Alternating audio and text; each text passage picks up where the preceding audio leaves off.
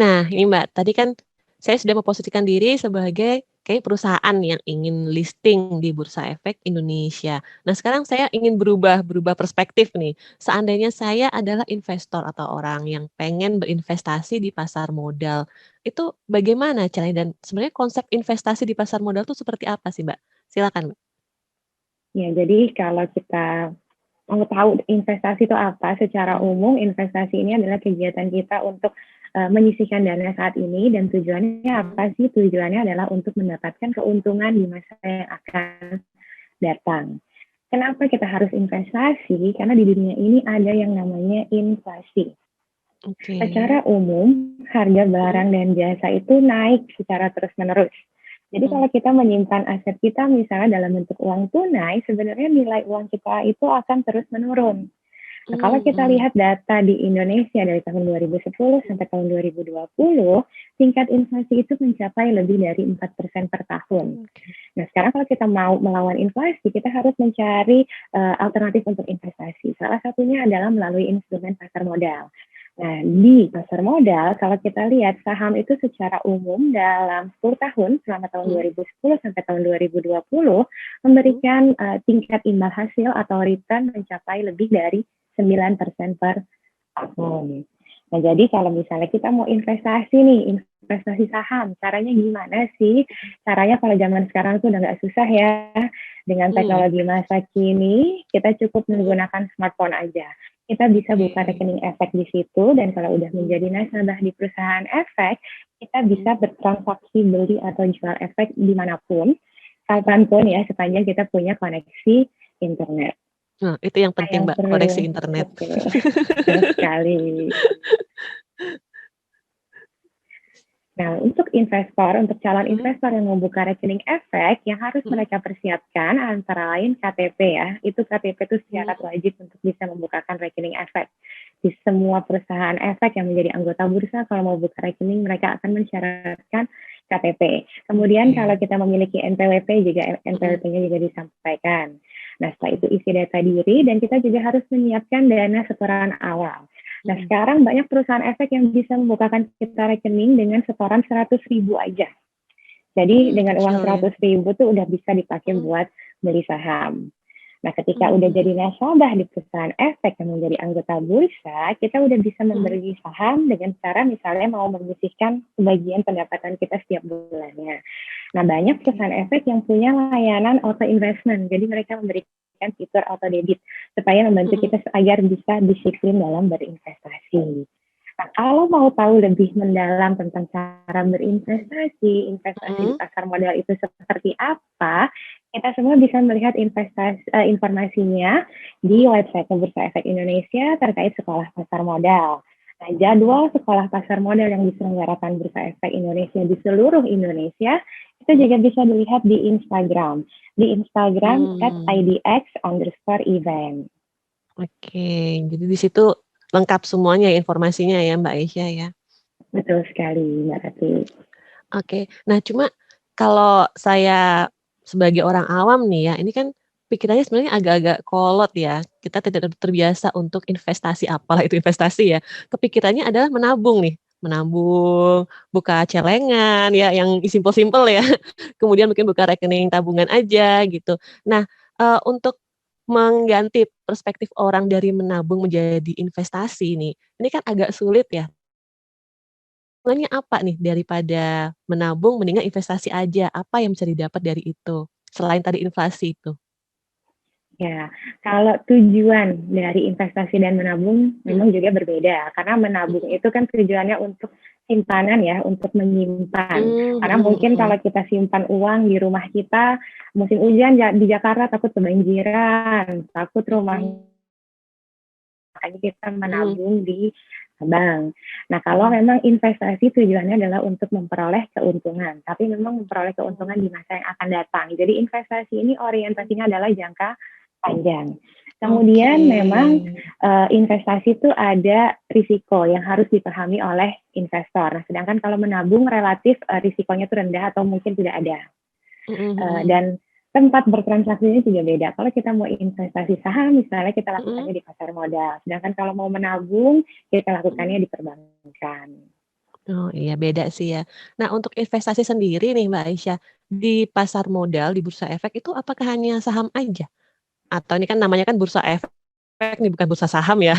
Apa yang diperdagangkan hanya saham saja atau ada instrumen lainnya? Ada berbagai instrumen yang diperdagangkan di bursa, antara lain ada saham, obligasi, reksadana, ETF. Nah, penjelasan lebih detail mungkin bisa disampaikan oleh Mas Kausar. Mas Kausar, silakan. Ya, silakan nih Mas Kausar. Ya, makasih. Ya, jadinya memang tadi betul ya yang udah disampaikan oleh Mbak Aisyah. Jadi di Bursa Efek Indonesia itu perkembangan produk investasinya sudah sangat luas gitu ya. Kalau misalkan dulu, kalau kita runut sejarah yang dulu gitu ya, misalkan yang Bursa Efek Surabaya sama BEJ itu kan bedanya kalau BES dia punya obligasi atau punya surat utang, sementara kalau BEJ saham gitu ya. Pas merger maka instrumennya gabung. Nah, waktu merger itu baru ada misalkan saham dan obligasi.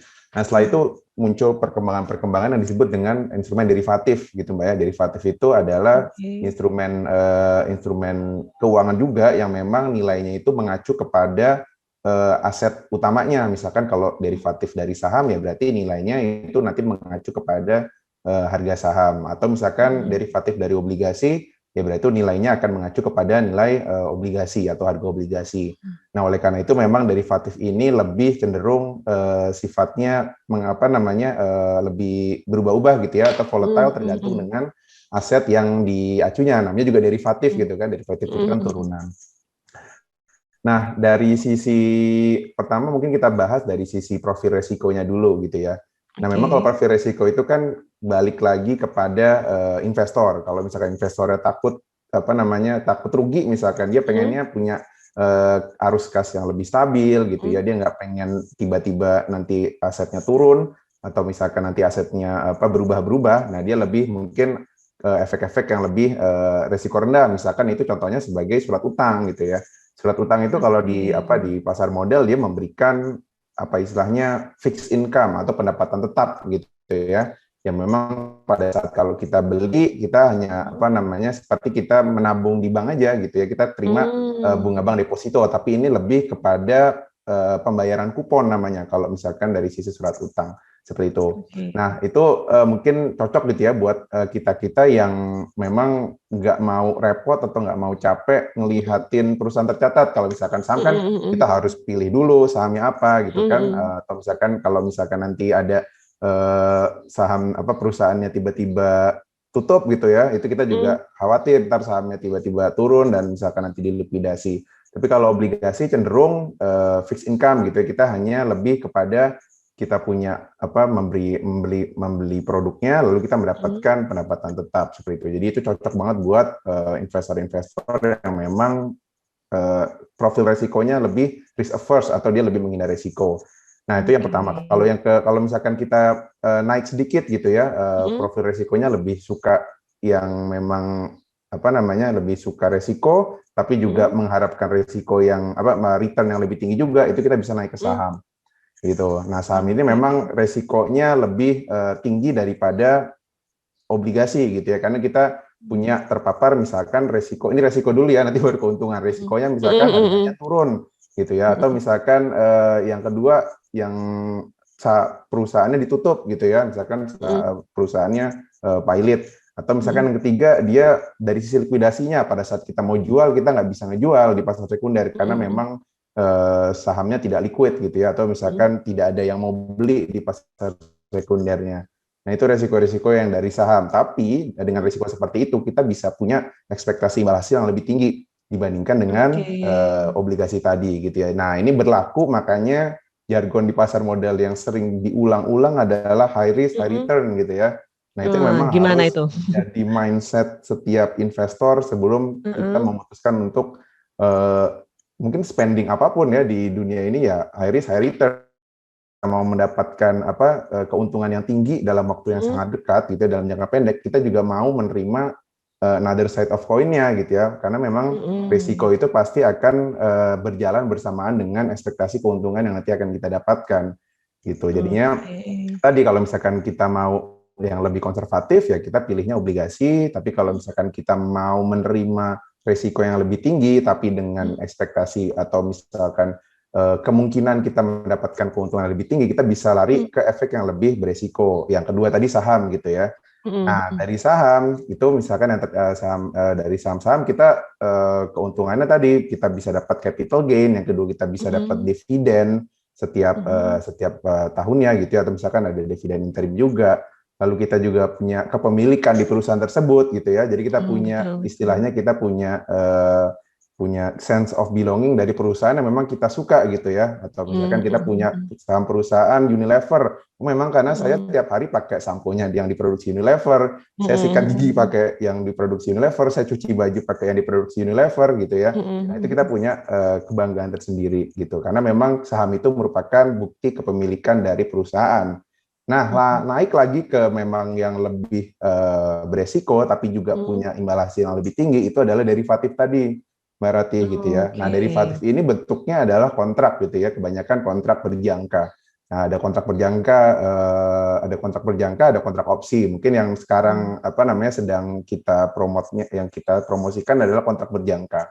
Nah, dengan kontrak berjangka ini, investor itu bisa menerima return atau bisa memperoleh ekspektasi imbal hasil yang lebih tinggi lagi dibandingkan dengan saham seperti itu. Lebih tinggi ya. Lebih tinggi lagi karena ada multiplier effect, ada multipliernya istilahnya gitu ya. Jadi kalau misalkan kita dengan modal tertentu gitu ya, modal yang lebih sedikit, kita bisa memperoleh keuntungan yang lebih tinggi lagi karena itu memang prinsip dari derivatif gitu ya, atau kontrak berjangka. Tapi di balik itu gitu ya, makanya tadi sejalan lagi, kita juga bisa rugi yang sama juga gitu ya. Kita bisa memperoleh kerugian yang tinggi juga untuk pada saat kita berinvestasi derivatif gitu ya.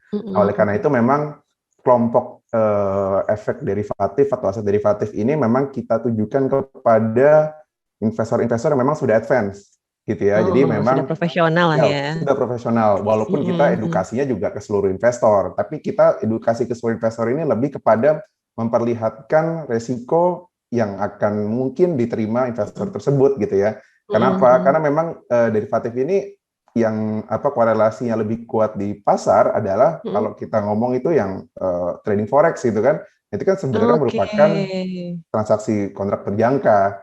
Seperti itu. Nah, oleh karena itu kita lebih supaya memperkenalkan bahwa efek ini memang dalam jangka pendek bisa memberikan keuntungan yang tinggi juga, tapi di lain sisi kalau misalkan rugi itu bisa rugi yang besar juga dalam waktu yang dalam ya. Nah, oleh karena itu tadi mungkin para sobat pajak tadi ya. Nah, itu bisa lebih bijak gitu ya dalam menentukan investasi gitu ya. Nggak ada yang kita dapatkan return-nya sangat tinggi dengan pengorbanan yang sedikit, itu nggak ada gitu ya. Jadi memang kalau kita ngelihat orang, wow keuntungannya luar biasa gitu kan, bisa tiap bulan misalkan bisa untung gede banget dengan produk ini, jangan mudah tergiur gitu ya. Dengan cek produk dulu nih ruginya. Lihat dulu karena pasti dibalik janji atau ekspektasi gitu. Namanya juga investasi kan ada kemungkinan untung, ada kemungkinan rugi gitu kan. Dibalik ekspektasi yang tadinya untung tinggi tadi pasti ada juga kemungkinan kita bisa rugi secara dalam gitu. Nah, gitu ya. Jadinya di produk-produk investasi di pasar modal atau di Bursa Efek Indonesia ini juga terbagi juga ke dalam macam-macam gitu ya. Tadi dari obligasi, saham, lalu efek derivatifnya gitu ya. Mungkin nanti ada kita memperkenalkan yang lainnya, tapi itu yang bisa merepresentasikan bahwa produk di pasar modal itu berbeda-beda sesuai dengan profil resiko dari investor tersebut. Oke, berarti tadi ada 3 lah ya yang disebutkan tadi. Yang pertama adalah yang obligasi atau surat utang, kemudian yang ini saham, dan yang terakhir si efek derivatif. Dengan prinsip utamanya tetap ya high risk, high return. Ya, betul. Jadi kalau mau untung gede harus siap-siap resikonya besar juga. Iya. Oke, baik. Nah, mungkin ini mau nambahin lagi Mbak Rati ya. Iya, gimana tuh, Mas? Nah, terkait dengan produk itu 3 tadi kan produk utama. Nah, kita sekarang itu punya beberapa produk, istilahnya produk terstruktur gitu ya, memang menjadi perluasan dari ketiga produk utama tersebut. Nah, yang paling kita ingin perkenalkan nih buat para sobat pajak yang memang menjadi investor pemula, itu adalah reksadana dan ETF. Gitu ya. Apa itu Mas, reksadana dan ETF? Itu juga sebenarnya produk pasar modal gitu. Nah, reksadana dan ETF ini tuh merupakan, kalau definisi reksadana itu kan kita kayak seolah-olah kayak reksadana gitu ya, dia menjadi bertugas untuk mengumpulkan dana dari masyarakat dan menginvestasikan dana-dana tersebut gitu ya. Nah, ini sama asumsinya sama kayak kita beli kita beli pizza aja gitu ya, bahwa misalkan Mbak Rati sama Aisyah mempercayakan uangnya ke saya gitu ya. Beliin sebuah produk gitu ya. Nah, itu nanti kita saya sebagai yang bertugas sebagai mengelola reksadana, saya belikan istilahnya adalah aset underlying gitu ya. Misalkan kalau reksadana saham, ya saya akan belikan saham. Gitu. Nah, nanti misalkan saya kumpulkan dari Mbak Rati dan Mbak Aisyah. Nah, dari saham tersebut pasti akan ada saham yang naik, saham yang turun, gitu kan. Betul, nah, nanti dari uang itu akan ada istilahnya akan ada satu keuntungan yang setelah kita total gitu ya. Makanya produk tersebut bisa menghasilkan keuntungan gitu. Jadi kayak ini lebih kepada kita beli secara portofolio. Nah, nanti keuntungan yang didapatkan dari Mbak Rati dan Aisyah itu tergantung dari seberapa besar porsi uang yang dikasih ke saya. Gitu. Misalkan kalau misalkan Mbak Rati punya 80% misalkan dari dari dana yang saya kelola, terus Mbak Aisyah 2%, berarti keuntungan tadi akan dibagi 80-20. Gitu, kesannya seperti itu. Nah, ini kita hanya asumsi kecil gitu ya, tapi kalau misalkan kita buka seperti reksadana dan ETF, itu kan dipegang oleh ratusan orang. Nah, jadi bayangannya sama seperti yang tadi contoh kecil itu, tapi memang pembagiannya jadi sangat kecil gitu ya. Bisa jadi hanya mendapatkan keuntungan sepersekiannya karena memang dibagi ke dalam misalkan ratusan investor. Nah, keunggulannya apa dari reksadana dan ETF ini adalah resikonya lebih terjaga lagi gitu ya. Kita mau investasi di saham, tapi kita nggak punya waktu, kita nggak punya cara untuk milih, dan kita nggak mau nggak mau terekspos dengan adanya penurunan saham. Nah, kita bisa percayakan dengan membeli reksadana saham tadi. Kenapa? Karena reksadana saham itu merupakan istilahnya kumpulan dari macam-macam saham, gitu kan. Jadi nggak mungkin kalau yang nggak mungkin lah dalam satu keranjang itu atau dalam satu kelompok itu nggak mungkin rugi semua, nggak mungkin untung semua. Betul. Gitu. Karena Nah, didiversifikasi tadi ya. Betul, adanya diversifikasi portofolio. Nah, itu muncul yang namanya istilah juga don't put your eggs in one basket gitu ya. Jadinya jangan taruh telur Anda di dalam satu keranjang gitu. Jadi istilahnya apa? Jadinya kalau misalkan ada saham yang untung itu dan juga di pasar modal itu pasti ada saham rugi gitu. Kalau kita hanya menaruh semua uang kita di dalam satu saham, pada saat dia untung ya syukur gitu ya, kita punya keuntungan yang memang besar. Tapi pada saat rugi kita akan rugi doang gitu ya. Kita nggak punya salam gitu. Nah, dengan adanya reksadana ini membeli dengan diversifikasi portofolio yang lebih baik, itu kita bisa mendapatkan keuntungan yang lebih merata gitu ya. Nah, itu jadi keunggulan produk selain yang ketiga saya sebutkan tadi yang kita sebut reksadana atau ETF. Nah, bedanya apa reksadana sama ETF gitu ya? Nah, bedanya tuh sebenarnya sama-sama reksadana, tapi kalau ETF itu bedanya adalah bisa diperdagangkan di bursa. Gitu. Kalau reksadana kan kita biasanya belinya di agen penjual reksadana ya, kita bisa beli di bank.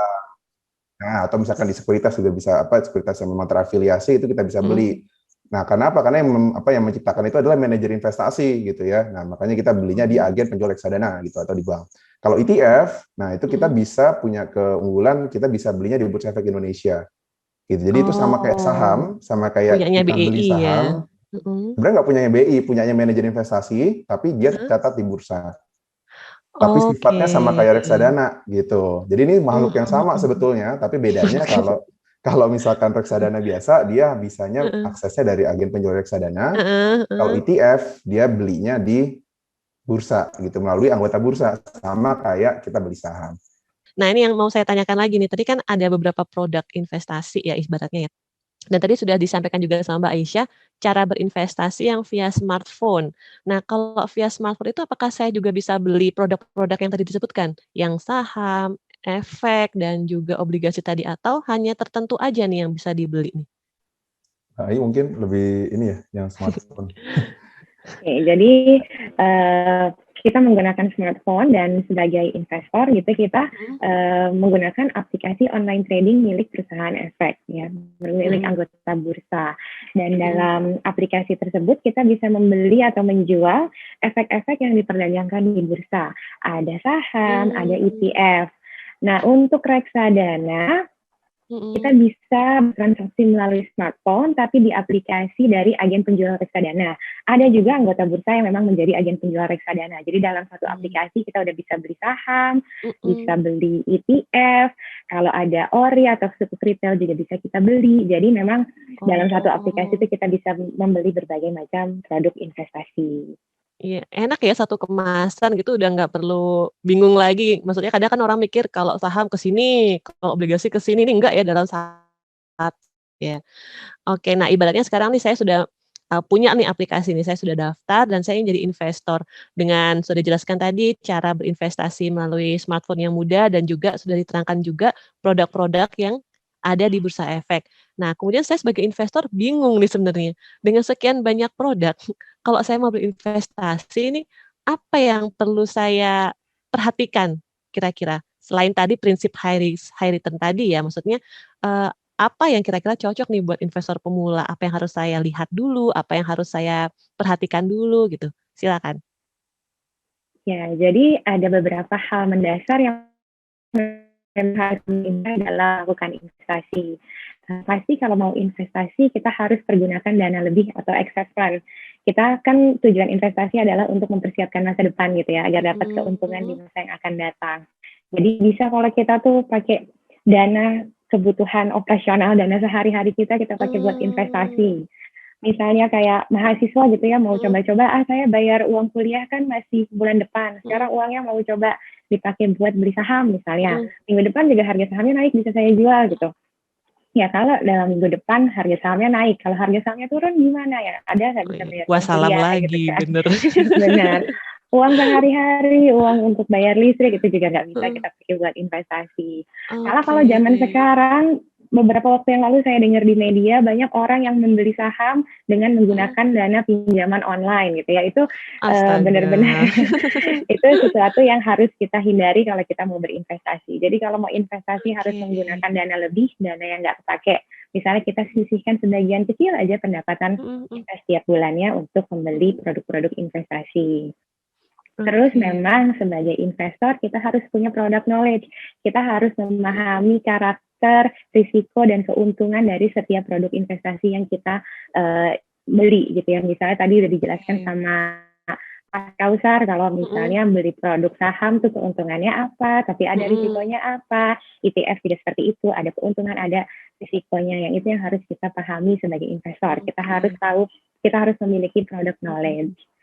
Terus juga memang tadi udah dijelaskan sama Mas Kausar, diversifikasi ya, kita nggak bisa menempatkan seluruh dana kita di satu instrumen yang sama gitu ya, kita nggak bisa put all of our eggs in one basket.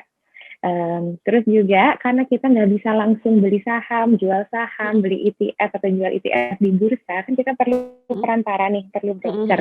Nah kita harus mengenali perusahaan sekuritas tempat kita berinvestasi.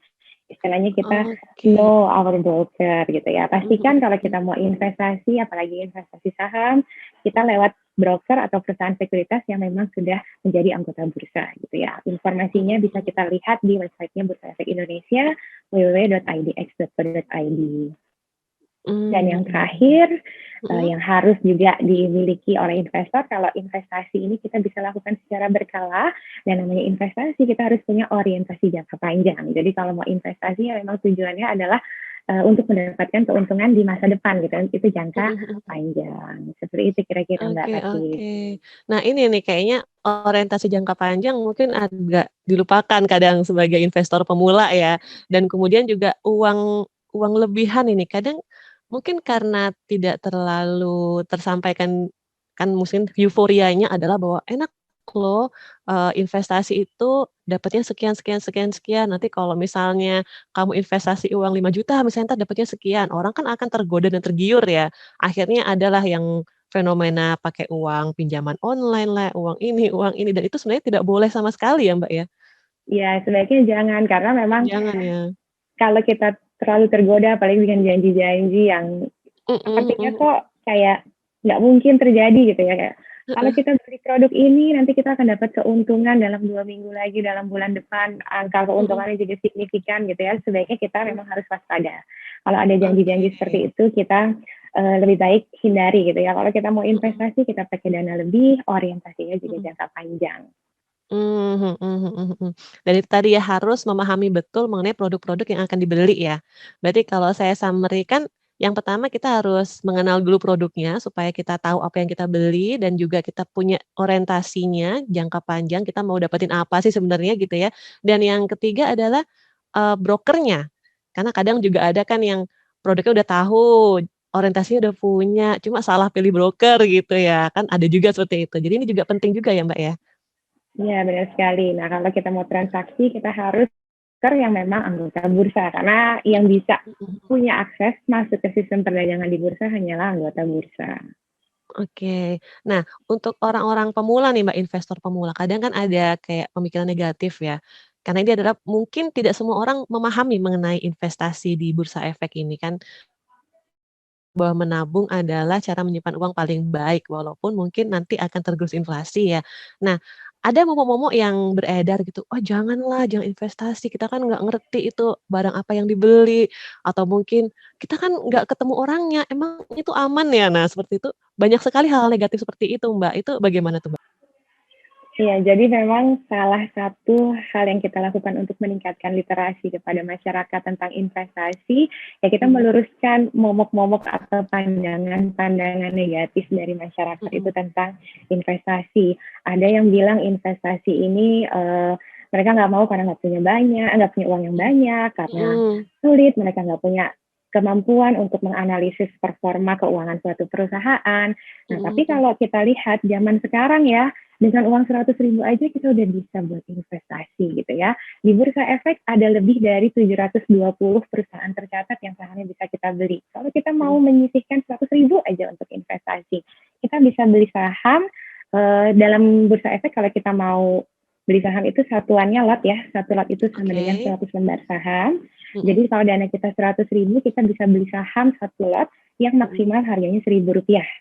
Kalau misalnya harga sahamnya lebih dari Rp1.000, memang kita nggak bisa dengan dana 100.000. Tapi dari 720 perusahaan itu banyak kok saham-saham yang harganya di bawah Rp1.000 selembarnya. Jadi kalau 100.000-nya bisa dipakai. Kalau misalnya kita mikir, aduh nggak bisa nih, saya nggak bisa laporan keuangan, saya nggak bisa analisis fundamental, analisis teknikal, bagaimana? Sebenarnya kalau kita sudah menjadi nasabah di perusahaan efek, salah satu layanan yang mereka berikan adalah rekomendasi saham ya. Jadi perusahaan efek itu sudah punya analis atau tim research. Tim research mereka ini yang udah ahli ya, udah mereka melakukan analisis fundamental, analisis teknikal, dan outputnya adalah rekomendasi saham. Tapi ini rekomendasi ya, mau diikutin boleh, nggak diikutin juga nggak apa-apa, gitu ya. Karena kalaupun hasilnya nggak sesuai sama yang kita inginkan, kita juga nggak bisa menuntut perusahaan efek, gitu ya. Karena keputusan investasi ini adanya di diri kita sendiri. Kita sendiri yang bertanggung jawab, mau beli saham apa, mau jual saham apa, belinya kapan, jualnya kapan, pada hari yang berapa, itu dari kita sendiri. Jadi Terus dari Bursa juga Efek rekomendasi gitu ya, Mbak, ya? dari perusahaan sekuritas. Oh ya, perusahaan sekuritas, oke. Ya. Terus juga banyak sih yang nanya ke saya gitu ya, kalau mau belajar tentang investasi, apakah saham ini judi atau enggak? Jadi ternyata banyak tanggapan di masyarakat yang takut gitu ya kalau saham ini judi. Padahal kalau kita lihat, sudah ada fatwa pada tahun 2011 dari DSN MUI. Fatwa nomor 80 tentang penerapan prinsip syariah dalam mekanisme perdagangan efek bersifat ekuitas di pasar reguler. Jadi berdasarkan fatwa tersebut, investasi saham di BEI dianggap sesuai syariah apabila hanya melakukan jual beli saham syariah dan tidak melakukan transaksi yang dilarang secara syariah. Nah, jadi kalau investor ragu nih ini judi atau enggak, ini syariah atau enggak, kita bisa memanfaatkan sistem online trading syariah yang banyak ditawarkan oleh perusahaan sekuritas. Jadi namanya SOTS ya, Syariah Online Trading System. Kalau kita mau investasi di pasar modal tapi secara yang syariah, kita bisa buka rekening syariah di perusahaan efek yang menawarkan sistem online trading syariah atau SOTS. Seperti itu kira-kira. Mbak Baik Rati. nih. Saya juga baru tahu nih tentang yang SOTS ini. Karena saya taunya yang biasa-biasa aja sebenarnya.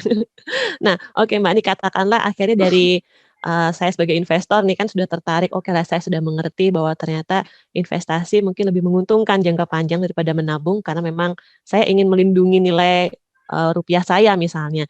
Nah, kemudian saya sudah tahu juga bahwa dari 3 produk yang ditawarkan sepertinya saya ingin mencoba saham nih, okelah saya mau jual beli saham lah ya. Nah, saya cobalah saya daftar, ya tadi daftar, kemudian ke perusahaan sekuritas, saya sudah dapat apa, ID ya? Atau apa tuh, Mbak? SID, ID. Oh, Single SID. Investor Identification, Oke, ya. kemudian dengan segala prosesnya saya sudah bisa dinyatakan bertransaksi misalnya. Oke. Nah, ketika membuka aplikasi mungkin itu kan akan banyak sekali deretan saham-saham yang muncul dari segala perusahaan 720 tadi ya, perusahaan yang listing. Itu apa yang perlu saya perhatikan dari perusahaan-perusahaan ini? Apakah nilai sahamnya kah? Ataukah nilai modalnya kah? Ataukah mungkin karena terkenal aja nih kayak kayak tadi produk sehari-hari, "Oh saya kenal nih sama perusahaan ini, bolehlah saya beli sahamnya." Apakah seperti itu nih, Mbak? Iya, jadi kalau yang agak sedikit advance gitu ya, kalau kita Heeh, mau membuat suatu keputusan investasi, mhm, kita lakukan analisis fundamental dan analisis teknikal. Analisis mhm, analisis fundamental itu digunakan dengan cara membedah laporan keuangan suatu perusahaan efek, dan mhm, tujuannya adalah untuk menentukan mau membeli atau menjual saham apa. Nah, setelah kita melakukan analisis fundamental, kita melakukan mhm, analisis teknikal. Tujuannya adalah untuk mempelajari pola pergerakan saham. mhm, Nah, idealnya kalau kita mau beli saham, kita beli saat harga saham paling rendah, mhm, jual saham saat harga saham paling tinggi ya, mhm. supaya kita dapat keuntungan yang maksimal. Nah, Nah, setuju tuh, Mbak. tapi kalau kita nih misalnya masih Mhm, pemula, masih mhm, belum bisa nih menguasai analisis fundamental atau mhm, analisis teknikal, kita juga nggak sempat ya, nggak punya waktu, mhm, saking sibuknya mhm, untuk belajar, maka mhm, kita bisa menggunakan jasa dari perusahaan sekuritas berupa rekomendasi saham. Analis-analis atau tim mhm, research dari perusahaan sekuritas ini udah ahli-ahli, mereka semua yang sudah melakukan analisis fundamental dan analisis teknikal. Nah, mhm, atau kalau kita sebagai investor pemula nih, sobat mhm, pajak yang baru pertama kali mau belajar investasi saham, pengen beli mhm, saham pertama kali, kita belum tahu analisis fundamental, analisis mhm, teknikal, cara gampangnya kalau kita beli saham, seperti yang tadi Mas Kausar udah sampaikan ya, ada rasa mhm, sense of belonging. Kita mhm. ini kalau beli saham, yang kita nggak mau itu perusahaannya bangkrut ya. Jadi kita Iya, pilihlah betul betul. saham-saham dari perusahaan yang kita udah kenal, yang kita udah Oke. pakai produk atau jasanya. Kayak misalnya tadi Mas Kausar sudah sempat sebut, kalau kita setiap hari mandi, sikat Mhm, gigi pakai produknya Unilever, terus sekarang masa cuma jadi konsumennya aja sih, sekali-sekali mhm. pengenlah ikut jadi pemilik perusahaannya. Dengan cara apa? Dengan cara Oke. beli sahamnya. Pas Kira-kira kayak gini seperti ya, itu Mbak, ya, Mbak Rati. pas sikat gigi, ini perusahaan saya punya sahamnya loh," "Saya pemilik sahamnya loh," gitu ya. Benar, benar. Sense of Kalau belonging-nya tadi ya, misalnya Mbak, ya? benar, kayak biasanya kita nabung di bank gitu kan, Heeh banyak heeh. sekali kita udah sering nabung di bank, sekali-sekali kita bisa loh jadi pemilik perusahaan banknya. Dengan cara Oke. apa? Dengan cara beli sahamnya. Nah, ini kalau saya summary-kan ini dari pembahasan kita dari awal sampai sekarang, kita sudah membahas mengenai sejarahnya bursa efek, dari awalnya BEJBS kemudian digabung, kemudian kita juga sudah membahas mengenai produk-produk yang ada di bursa efek apa saja, dan bagaimana cara investor pemula untuk mendaftarkan dan bisa bertransaksi di bursa efek. Nah, akhir kata nih, ini terima kasih sekali untuk Mbak Aisyah dan Mas Kausar karena sudah memberikan informasi yang banyak sekali dan ini sangat kompleks tapi juga sangat informatif ini untuk kami dan juga sobat pajak di rumah. Nah, sebelum kita tutup, eee, mungkin ada pesan dan pesanlah untuk sobat pajak dari Mbak Aisyah dan Mas Kausar, silakan. Salah satu dulu. Ya, jadi kita udah tahu ya ada salah satu produk investasi di pasar modal gitu, dan ini juga bisa membantu kita untuk mempersiapkan masa depan kita. Jadi kalau kita sekarang mau mencoba untuk berinvestasi, untuk mempersiapkan masa depan, salah satunya adalah dengan berinvestasi di pasar modal dengan berbagai produk, ada reksadana, ada saham, ada obligasi ataupun ETF. Nah, caranya teman bisa langsung buka rekening efek di perusahaan sekuritas atau juga informasi tentang di program sekolah pasar modal yang diadakan oleh Bursa Efek Indonesia. Silakan cari aja informasinya di website Bursa Efek Indonesia www.idexpert.id. Oke, terima kasih Mbak Aisyah. Mas Kausar silakan. Oke, kalau saya sih yang selalu tadi disebutkan oleh Mbak Ratih itu ya, high risk, high return. Nah, itu yang menjadi mindset para investor di Hmm. Indonesia khususnya. Jadi jangan apa, harus belajar terus gitu ya, harus belajar, harus mengetahui produk-produk apa saja nih yang sekarang pilihannya banyak banget. Jadi nggak cuma di pasar modal aja. Tadi disebut ada kripto gitu ya, terus ada apa namanya, kalau misalkan kita buka HP banyak banget pinjol gitu kan, yang memang apa, kita juga bisa jadi investor buat P2P lending gitu ya. Terus selain juga kita juga ada pilihan trading forex gitu ya, lalu ada komoditas seperti emas. Jadi banyak banget pilihannya. Tapi kalau misalkan dari saya balik lagi bahwa kita harus mengetahui profil resiko dari produk-produk tersebut gitu ya. Jadi misalkan produk tersebut bisa memberikan return yang tinggi, tapi juga dibalik dari ekspektasi return yang tinggi pasti ada ekspektasi kerugian juga yang tinggi gitu. Nah, itu juga dibalikan lagi kepada investor gitu. Apakah kita memang modalnya bisa banyak banget gitu ya. Nah, kalau misalnya modal banyak banget, mungkin sepersekian dari dana yang kita miliki ya bisa aja misalkan kita memasukkan ke aset-aset yang tadi ya, yang high risk high return, tapi beberapa masuk ke aset yang lebih konvensional gitu. Tapi kalau misalkan dana kita baru pas-pasan gitu ya, baru belajar gitu ya, nah itu kita coba belajar dari kita sendiri. Jangan tergiur dengan return yang ditawarkan oleh produk-produk tadi, tapi kita coba melihat apabila kalau kita rugi seperti apa gitu ya, karena memang di balik dari keuntungan tersebut pasti ada kerugian yang bisa diperoleh oleh para investor. Oke, ini sangat inspiratif dan bermanfaat. Karena ini harus diingat-ingat nih oleh para investor ya. Terima kasih Mas Kausar. Jadi Sobat Pajak, jangan takut berinvestasi, karena tadi sudah dijelaskan panjang lebar mengenai hal tersebut. Informasinya juga sudah banyak didapatkan. Dan kemudian ingat juga high risk, high return. Semakin tinggi returnnya, semakin tinggi juga resikonya. Plus tadi satu, jangan taruh telur dalam satu basket, karena kalau satu jatuh, pecah lah itu semua ya. Jadi diversifikasi itu juga penting. Nah, terima kasih sekali Mbak Aisyah dan Mas Kausar atas waktunya. Sampai ketemu di lain kesempatan. Nah, untuk Sobat Pajak, terima kasih juga sudah menonton sampai akhir. Jangan lupa untuk selalu menerapkan protokol kesehatan dimanapun Anda berada. Gunakan masker, hindari kerumunan, jaga jarak, kurangi mobilitas, dan juga jangan lupa cuci tangan menggunakan sabun. Akhir kata, spread love and kindness everywhere. Sampai jumpa.